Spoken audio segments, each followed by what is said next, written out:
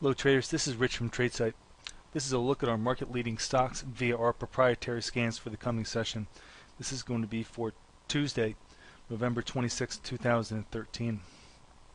The overall scans are a little bit biased to the sell side. We have a kind of a negative condition going into the market where most things are going out closer to their lows than their highs. Taking a look here at the NASDAQ patch, we do have a fair amount of CPS conditions. It's not an overwhelming bias, but there are definitely we're definitely better for sale here. A couple of things sticking out. Baidu is coming up with the CPS to the downside. It's on light volume, but it's more than 1% below the day's open. Biogen, BIB is having a real strong day, 3% above the day's open on expanded volume. No signal associated with this one. eBay's having a real rough day. Very heavy volume, more than 3% below the day's open. That'll have a very negative candle on the chart for today's session. Sinocorp, downside CPS condition. That one's more than 3.5% below the day's open, so another real weak one there. Qualcomm, kind of interesting. Keep an eye on that one. That one's showing a contra buy signal, so we could see more upside tomorrow in Qualcomm. As far as the financials go, we're definitely a little bit better for sale here.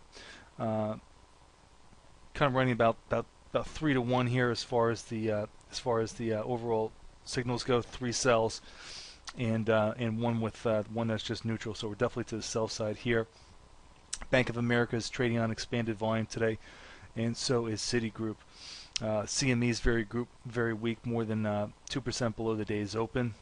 Also seeing pretty good weakness today in MetLife, more than 1% below the day's open. Moving on to the energy names, not a lot of signals here, but there is some weakness. A lot of the oil service stocks were very weak today. Schlumberger is trading down on increased volume. That's 3% below the day's open. Valero's bucking the trend. That one's positive. But don't forget, you can always play the oil services OIH ETF. We shorted that today and had a real nice short there. We shorted that one pretty early in the session, and that one's going out on range low. Moving on to the generals, definitely skewed to the sell side here. There's only one buy signal. That's an RPS from IBM. Caterpillar's trading real good volume. That's got a downside signal with it.